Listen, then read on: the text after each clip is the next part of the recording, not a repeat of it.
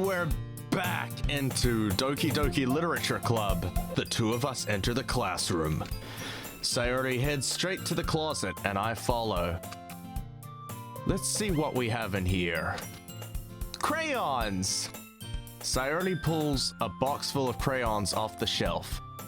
They're the best brand too. They're kind of dirty though. Sayori starts pulling various crayons out of the box, reading the color names. Alright, that's one down. Don't get distracted, we still need to find— Wait! I'm looking for my favorite color! Sayori is precious. Fine, fine. Then at least move aside so I can look for the poster paper. I dropped one by accident. Oh, fucking hell, this again? Yeah! Sayori bends over and smacks her forehead right into the shelf. That's relatable. She falls to the floor and the crayons spill all over her lap. Oh my god. Ow, ow, ow, ow, ow, ow. You okay? My forehead. Why the fuck did I say it like that? Sayori clutches her forehead. Geez, Sayori. That's just like you, isn't it? Come on, let me see. Since Sayori is sitting on the floor, I grab her by the waist and pull her out of the closet. You have to move your hands, Sayori. But it hurts. Just do it for a second. Sayori slowly releases her hands from her forehead. I gently brush her bangs to the side. Ow! Sorry. There's a huge red mark on the center of her forehead. A bump is starting to form as well. Man, that's gonna swell up. I should find you some ice. Josh, where would I even find ice around this time? I guess a cold drink would do. You don't have to. I'm fine with looking like a unicorn. Even wincing from the pain, Sayori makes a silly joke. What are you saying? I'll be right back, okay? Okay. I pat Sayori on the shoulder and run out to the hallway. I locate the nearest vending machine. What should I get? It doesn't really matter, since it will be used as an ice pack rather than to drink. But I know Sayori likes apple juice, so I purchased that one. In just a moment, I'm already returning to the classroom where I left Sayori. She has one palm on her forehead and is using the other hand to clumsily scoop crayons back into the box. At least they were already in the wrong spots before I spilled them. Sayori, here. I hand Sayori the bottle of apple juice. It's nice and cold. Sayori opens the cap and starts drinking from it. Sayori, what are you doing? It's for your forehead, idiot. Sorry, I forgot. How hard did you hit your head? Sayori places the bottle against the bump on her head. It stings. Just bear with it, it'll feel better soon. Looks like you've cleaned up most of the crayons, so that's good. Hey, Josh. This kind of reminds you of growing up, doesn't it? Huh? What do you mean? You know how we used to play outside all the time? I would always try to keep up with you. You were kind of oblivious in some ways. Like I usually fell behind or had trouble climbing on the things you did. But sometimes when I tried to do things I couldn't, I would get myself hurt. I'd fall and scrape myself or get a bump, and I would start crying really hard. You're making me feel really nostalgic. And you would rush over as quick as you could. You would try really hard to get me to stop crying. It was almost like you blamed yourself and were afraid of getting in trouble if someone found out. Even though it really wasn't your fault at all, you know? Did I really do that? Yeah, you don't remember? Come to think of it, maybe I do remember a bit. I guess I was always so focused on my games that I didn't pay enough attention to you. Ouch. So in a way it was my fault, kind of like this time too. If I wasn't rushing you out of the closet, you probably wouldn't have hit your head. Josh, I don't think you realize it, but you're always thinking about other people. Even after all these years, you're rushing to help me, even though I'm just being clumsy. You're really a sweetheart. Don't call me that. And I don't really do this kind of thing all the time. I guess when it comes to you, it just feels natural. Before I even know it, I'm treating you like that. I guess that's what happens when we've been friends for so long. Really? Maybe you're right. Josh, I'm so glad that nothing's changed between us. Do you think it'll be like this forever? Forever? If I'm honest to myself, there's no telling where we'll each end up for college, or after that. So it wouldn't be fair for me to make any promises. But, well, I hope so. It's been this long already, right? I can't imagine you ever changing, so my hopes are up. I'm so happy. Sayori has a whimsical expression in her eyes. We remain silent for a moment. She's so silly and clumsy on the outside that when I see her deep in thought like this, it makes me not want to disturb her. I guess we should go back. I don't want to worry Monika, you know. Good luck with that. She's gonna see your forehead either way. Not if I hide it under my bangs. Sayori hops to her feet. Ah! She clutches her forehead again. Don't stand up so fast after hurting yourself. Ooh. Well, I guess it's too late now. Anyway, let's go. I follow Sayori out of the classroom. Sayori plays with her bangs to try to hide the bump, but without much success. In a moment, we make it back to the club room. Ah, you're back. Good timing. I was just about ready to start with sharing our poems. Oh, that's right. I made my poem mostly with Natsuki in mind. Oh my god. Huh? Sayori, your forehead. She's fine, don't worry about it. I was playing with the crayons and smacked my forehead into the shelf. What? What? Well, anyway, what the fuck? Did she just pull a Jeremy Clarkson? The fuck? Oh no! Anyway. Were you able to find everything we needed? Uh-huh. I have it right. Uh-huh. Sayori frantically glances around herself. I forgot all of the stuff! Calm down, Sayori. I have it all right here. I found the poster paper, too. Sounds like you ended up doing all the work, Josh. Well, Sayori... I failed to come up with an excuse for Sayori. I made it an adventure! Yeah, that. Okay. In any case, good work. I'll start working on the posters tonight. Me too! Okay, everyone?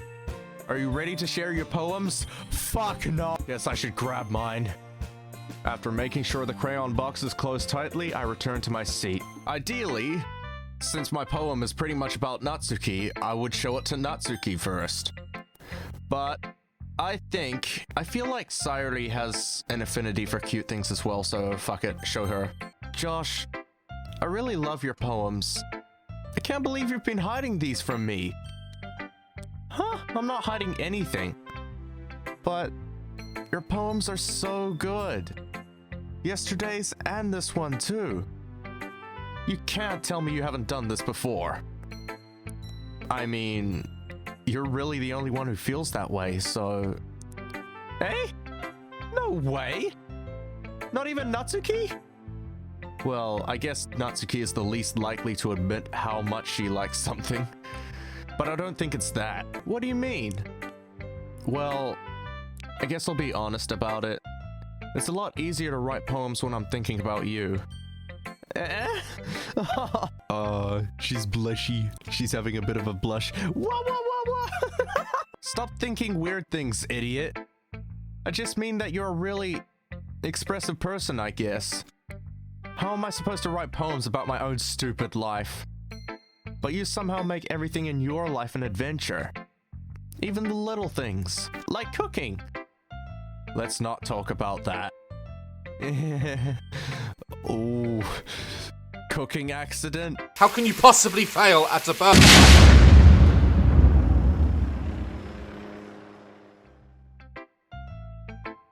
So yeah, I guess what I'm saying is that I can feel more feelings through you than I can through myself. We have that kind of weird connection. It's your fault for getting in my business all the time. Eh? I don't know if I understand. You never understand when I try to explain things to you, do you, Sayori? I pat Sayori's head. Hey! I'm not a kid, you know. Are you sure about that? Maybe. Sayori starts fiddling with her pencil between her hands. Hey, Josh. Will you give me your poem? I kinda wanna Aw. Huh? Why? Because...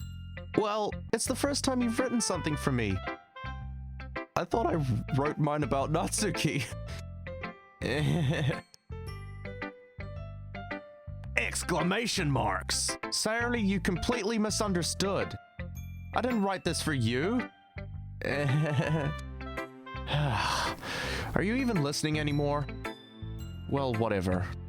I'll give it to you when we go home. Really? Snap! Ah! I broke my pencil. Sayori hastily bends down to pick up the piece she dropped. But being inattentive of her surroundings, she bumps right into me. Sorry. It's fine, it's fine. I'll get it for you. I bend down and pick up the broken pencil. Sayori clutches the desk beside her to support herself, knees shaking. I'm a little clumsy today. Let's sit down, Sayori. Yeah. I grab Sayori's arm and help her sit at the desk. Anyway, I still haven't read your poem. Oh! Sorry, I forgot about that. But it's not as good as yours. You would say that. Jeez, don't worry. I'm sure I'll like it. Bottles. I pop off my scalp like the lid of a cookie jar. It's the secret place where I keep all my dreams. Little balls of sunshine, all rubbing together like a bundle of kittens. I reach inside with my thumb and forefinger and pluck one out. It's warm and... oh shit. It's warm and tingly, but there's no time to waste. I put it in a bottle to keep it safe, and I put the bottle on the shelf with all of the other bottles. Happy thoughts, happy thoughts, happy thoughts and bottles, all in a row. My collection makes me lots of friends. Each bottle a starlight to make amends. Sometimes my friend feels a certain way. Down comes a bottle to save the day. Night after night, more dreams. Friend after friend, more bottles. Deeper and deeper my fingers go, like exploring a dark cave, discovering the secrets hiding in the nooks and crannies. Digging and digging, scraping and scraping. I blow dust off my bottle caps. It doesn't feel like time elapsed. My empty shelf could use some more. My friends look through my locked front door. Finally, all done. I open up and in come my friends. In they come in such a hurry. Do they want my bottles that much? I frantically pull them from the shelf, one after the other, holding them out to each and every friend. Each and every bottle, but every time I let one go, it shatters against the tile between my feet. Happy thoughts, happy thoughts, happy thoughts, and shards all over the floor. They were supposed to be for my friends who aren't smiling. They are all shouting, pleading, something. But all I hear is echo, echo, echo, echo, echo, inside my head. Holy crap. That honestly took kind of a darker turn, but okay. Sayori, did you really write this? Of course I did. Didn't I tell you yesterday I was gonna write the best poem ever? Yeah, but I mean, I didn't expect something like this coming from you. Monika taught me a whole lot, and I've been really in touch with my feelings recently. I see that. It's almost kind of creepy. Creepy? Well, not exactly. Maybe because I'm so used to you being cheerful. Well, never mind. I'm thinking too hard about it. The point is, it came out good, so you should be proud of it. I will say, yes, that poem was definitely a huge improvement from the last one. Aw, thanks. I feel like I was meant to express myself this way. It even helps me understand my own feelings a little bit better. Writing is like magic. You've gotten pretty passionate about this, huh? I hope you keep it up. Yeah! Writing's the best! I'm gonna keep writing until I die! Don't get ahead of yourself. Sayori's always had a habit of getting obsessed with something before dropping it no more than a week later. I wonder if this is one of those times. But seeing the passion in her eyes makes it hard for me to be pessimistic. Alright, Natsuki. Read my dumb shit. ... Natsuki reads my poem. She keeps glancing at me, then back at the poem. By now she must have read it more than once. Aren't you supposed to be bad at this? Is that a compliment? No, I mean, you know. Natsuki struggles to find the words she wants. I just expected a lot less after what you showed me yesterday. Aha, so it was good. That's all. Well, I guess I got lucky with this one. Yeah, exactly. You just got lucky, you know? Don't get used to it. You won't always manage to write poems this cute. I mean well written. No, I mean... so that's how it is. My poem is cute? No! Why are you smiling? It's not like I like cute.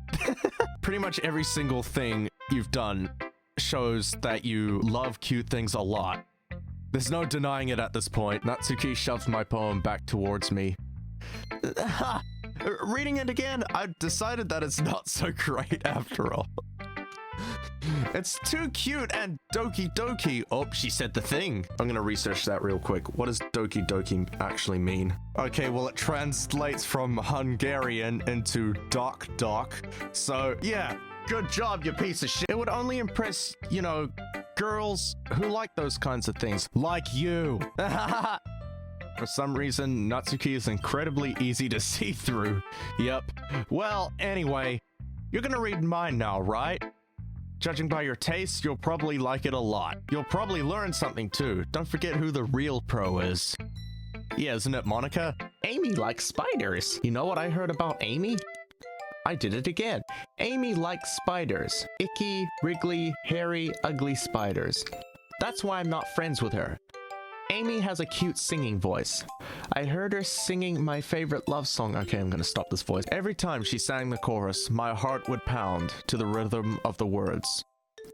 But she likes spiders. That's why I'm not friends with her. One time, I hurt my leg really bad. Amy helped me up and took me to the nurse. I tried not to let her touch me. She likes spiders, so her hands are probably gross. That's why I'm not friends with her. Amy has a lot of friends. I always see her talking to people. She probably talks about spiders. What if her friends start to like spiders too? That's why I'm not friends with her. It doesn't matter if she has other hobbies. It doesn't matter if she keeps it private. It doesn't matter if it doesn't hurt anyone. It's gross. She's gross. The world is better off without spider lovers. And I'm gonna tell everyone. Someone's being a little mischievous over here. About the poem, all I can really say about it is yes. Not bad, right? It's quite a bit longer than yesterday's. Yesterday's was way too short. I was just warming up. I hope you didn't think that was the best I could do. No, of course not. Anyway, the message is pretty straightforward in this poem. If I have an opinion, everyone must go along with it. Because if they don't, then they fucking die. I doubt I have to explain it. Oh nah, I already explained it. Sometimes you can explain complicated issues with much simpler analogies. And it helps people realize how stupid they're being. Like anyone would agree that the subject of this poem is an ignorant jerk. Do you know people like that? Of course. It's about how everyone thinks that doesn't matter. It can be about anything. I wrote it to be easy to relate to. Everyone has some kind of weird hobby or a guilty pleasure. Something that you're afraid if people find out. They'd make fun of you or think less of you. But that just makes people stupid. Who cares what someone likes as long as they're not hurting anyone and it makes them happy? There we go. Finally, speaking facts over here. I think people really need to learn to respect others for liking weird things. Well, you're definitely right. At least I can relate to that. And I'm sure a lot of other people can too. It's what I do best, after all. I don't like writing unless there's a good message to take away from it. Like conveying emotions is important. But I want to make people think, not just feel. Remember that. I'm gonna write a good one for tomorrow too, so look forward to it. Okay. I don't know, you both are sus. Fuck it, Yuri. Ah, is it my turn? Let's see how it compares to yesterday's. I see. It's a bit different. I respect you for trying different things, Josh. Yes, I'm still in. Were you inspired by Natsuki's poem? Or Sayori's, perhaps? Well, I guess you could say that. I thought so. I'm happy for you. You don't need to find inspiration in my poems. God! I write them for myself, not for anyone else. Yep. I knew where this was going, so I don't really need for people to like them or anything. Yuri! Eh? I'm sorry for being blunt, but you're overthinking this a little. Just because our styles are different doesn't mean I dislike your poems. In fact, if I tried to do something in your style, I would probably just do a terrible job. I see. I'm sorry. My stupid mind, it likes to do that sometimes. Anyway, you don't need to be afraid to be a little more daring. Metaphors can go a long way. Don't feel like you need to work your brain like turning a bunch of gears. Try letting your mind wander through your feelings, and write down the things you see and hear. That's one way to truly enable your reader to see into your mind. It's a very intimate exercise. I see. That's a certainly interesting technique. Thanks for sharing. I have, well, an example of that if you'd like to read it. Of course. Is this the poem you wrote for today? Yuri nods and timidly hands me her poem. The Raccoon. It happened in the dead of night while I was slicing bread for a guilty snack. My attention was caught by the scuttering of a raccoon outside my window. That was, I believe, the first time I noticed my strange tendencies as an unordinary human. I gave the raccoon a piece of bread, my subconscious well aware of the consequences. Well aware that a raccoon that is fed will always come back for more. The enticing beauty of my cutting knife was the symptom. The bread, my hungry curiosity. The raccoon, an urge. The moon increments its phase and reflects that much more light off of my cutting knife. The very same light that glistens in the eyes of my raccoon friend. I slice the bread, fresh and soft. The raccoon becomes excited. Or perhaps I'm merely projecting my emotions onto the newly satisfied animal. The raccoon is taken to following me. You could say that we've gotten quite used to each other. The raccoon becomes hungry more and more frequently, so my bread is always handy. Every time I brandish my cutting knife, the raccoon shows me its excitement. A rush of blood. Classic Pavlovian conditioning. I slice the bread, and I feed myself again. Please tell me that is a metaphor. I was a little more daring with this one than yesterday's. I can see that. It's a lot more metaphorical. I don't know if it's my fault, but I can't begin to imagine what this poem is about. That's right. It's a bit closer to my preferred writing style. Using the poem as a canvas to express vivid imagery and conveying emotions through them. Yeah, if I take it at face value, then I can't even figure out what it's supposed to mean. Well, I think it's something that different people can relate to in their own way.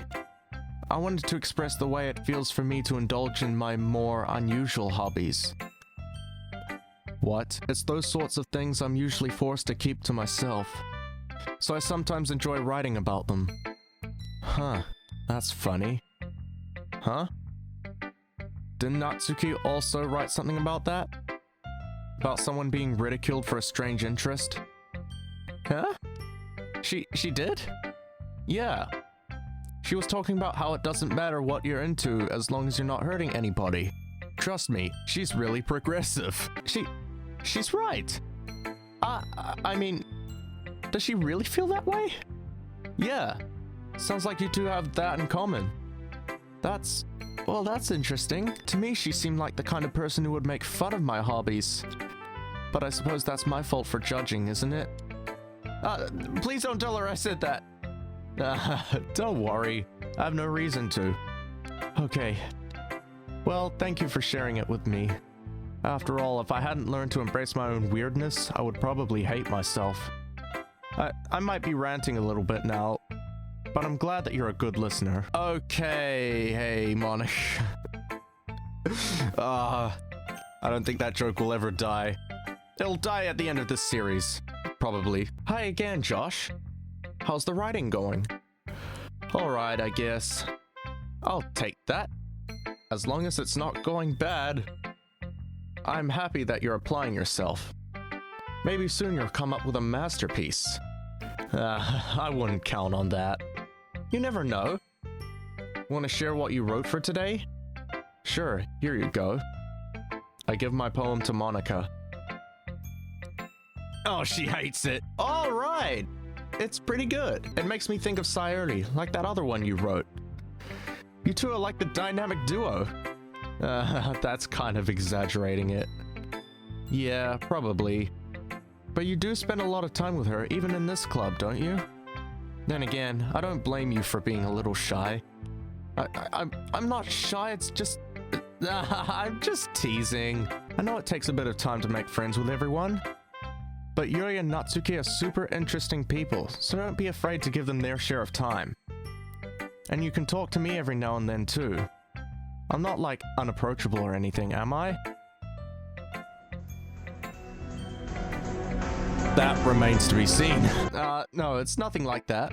I'm just still getting used to being here, that's all. Yeah.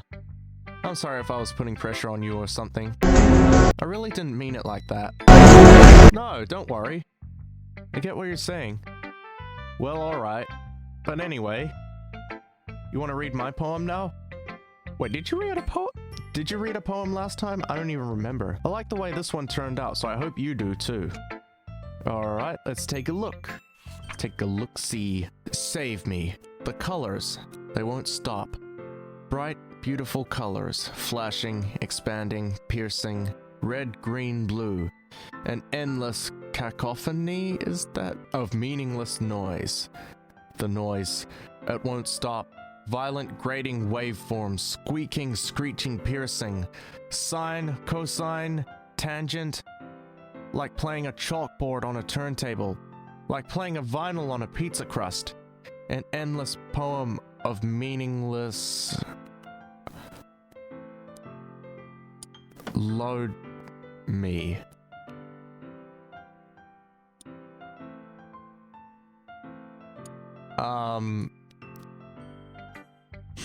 It's even more abstract than your last one, huh? I guess it's just the way I write. I'm sorry if you don't like it. No, I never said that. What I did say is that you're sus. It's just a kind of thing I've never really seen before, I guess. I kind of like playing with my space on the paper. Choosing where and how to space your words can totally change the mood of the poem. It's almost like magic. The way I wrote the lines really short makes it feel like they're trying to speak over the noise. I see. It's still hard for me to tell what it's about though. Sometimes asking what a poem is about isn't the right question. A poem can be as abstract as a physical expression of a feeling, or a conversation with the reader. So putting it that way, not every poem is about something. Anyway, here's Monika's writing tip of the day. Oh, I love this bit. This is my favorite part of the day. Sometimes you'll find yourself facing a difficult decision. When that happens, don't forget to save your game. You never know when you might change your mind. Oh, she's breaking the fourth wall. or when something unexpected may happen.